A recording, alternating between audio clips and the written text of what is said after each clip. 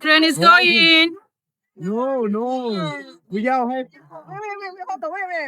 Okay. Fran, you can do it. 我不会，我害怕。 You can do it. 我害怕，我不会。 Together. 我不会。 Together. Let's go. 我不会，我不会。 Hello everyone and welcome back to Fran's Fresh Start in Chiang Mai. If you're new here, my name is Fran and on this channel, I share my experience of starting over, building community and creating meaningful and active life here in beautiful Chiang Mai, Thailand.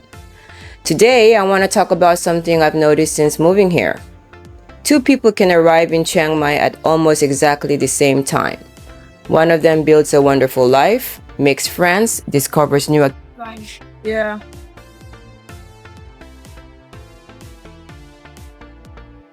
Wow. That's the skyline. Look at this. Oh my god. You think I can do this?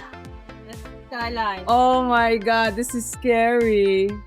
Look at that. All the way from there to there. Yeah. Oh my god. There. Guys, I am here at Skyline Adventure and we're gonna be doing, I think I'm gonna go all the way from there, all the way there. It's gonna be so fucking scary. I've never done anything like this before. Oh my god. And it's even raining. Oh shit.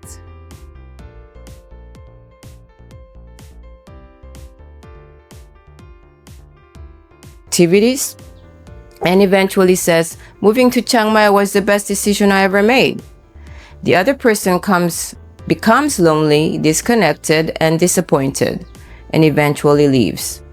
They are living in the same city, surrounded by the same mountains, cafes, affordable food, warm weather, and countless activities. So why does one person thrive while another struggles? I believe the answer is simple. Chiang Mai can offer you an extraordinary life, but it cannot build that life for you. When we first move abroad, many of us experience what people call the honeymoon phase. Everything feels exciting. The food is different, the lifestyle feels more relaxed, the cost of living may be lower, even an ordinary visit to a local market can feel like an adventure. But eventually, Chiang Mai stops feeling like a holiday and starts becoming your real life. You still wake up with yourself every morning. Your habits come with you. Your fears come with you. Your need for friendship, purpose, and belonging comes with you. A beautiful location can give you new opportunities, but it cannot automatically make you happy. That is when the difference between simply living in Chiang Mai and truly building a life here begins to show. The first thing I've noticed about people who thrive here is that they create a routine, but they also make room for fun. For me, one of the most important activities is pickleball. Pickleball isn't just a game for me, it is a community. Of course, I enjoy the exercise and the competition. I love improving my skills, playing a good match, and challenging myself. But the real reason I keep coming back is the people. You arrive at the court and recognize familiar faces. You play together, laugh together, and encourage one another. After the game, someone may invite you for coffee, lunch, or another activity. A simple game becomes the beginning of friendship. Pickleball began in the United States, became enormously popular across the United States and Canada. Now it is spreading rapidly around the world, and Chiang Mai has become one of the most active pickleball communities I have experienced outside North America. There are courts, clubs, tournaments, and players from many different countries. You can arrive without knowing anyone and quickly become part of a community. That is what makes pickleball so special here. It gives people something fun to do, but it also gives them somewhere to belong. For me, that is far more valuable than simply winning a game. And this doesn't only apply to pickleball. Your activity could be yoga, dancing, hiking, church, language classes, volunteering, art, or meeting someone for coffee every Tuesday. The activity itself is not the most important part. The important thing is having someone that gets you out of your home and keeps you connected to life. Another reason some people thrive here is that Chiang Mai gives us opportunities to keep trying new things. For example, I'm going ziplining today. I prepared my equipment and I'm gonna put a helmet, walking through the forest and launching. And I'm actually very scared of heights, but I've decided to challenge my fear and try ziplining. I've never done ziplining ever in my life, and this is completely different from pickleball. But it represents another important part of building a fulfilling life abroad, adventure. Sometimes we become too comfortable doing the same things every day. Trying something new reminds us that we are still curious, still brave, and still capable of surprising ourselves. When you move to a new country, you have an opportunity to reinvent yourself. You can try activities you may never have considered before, like ziplining through the forest, and hike in mountains, learn to dance salsa, sing karaoke in front of strangers, or pick up a pickleball paddle for the first time. You may discover a completely new side of yourself.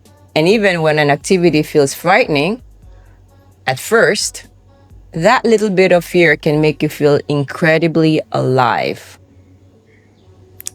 The second difference is that people who thrive are willing to show up alone. This is difficult for many people.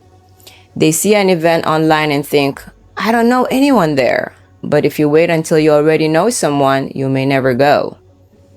Almost every friendship begins with an uncomfortable first moment. You walk into a room, you don't know where to sit. You don't know who to talk to.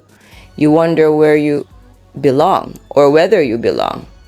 But you show up anyway.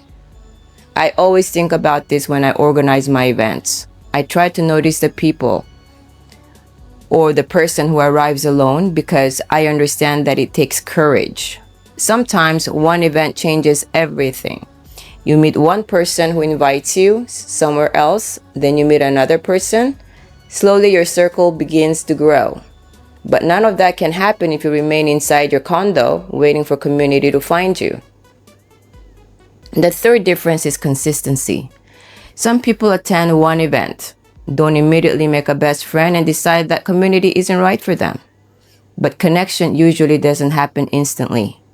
People need to see you more than once. When you return to the same pickleball court, walking group, church, cafe, or social event, your face becomes familiar. The first time someone may simply say hello. The second time you have a short conversation. The third time they remember your name. Eventually someone says, would you like to join us for lunch? Community is created through repeated small moments. You cannot always judge an entire city or an entire group of people from one experience. Another reason some expats struggle is that they spend too much time comparing Chiang Mai with the country they left. They may constantly say, that's not how we do it back home. The service was better back home. People communicated differently back home. But if everything back home was perfect, why did you leave? Living abroad requires flexibility. Things will not always happen according to your expectations. There will be language barriers, cultural differences, misunderstandings, and frustrating days. Thriving doesn't mean pretending everything is perfect. It means learning which differences you can accept, which problems you can solve, and which situations simply require patience. Purpose is also extremely important, especially after retirement. Many people spend decades being known by their career, marriage, family responsibilities, or social position. Then they move abroad and suddenly ask, who am I now?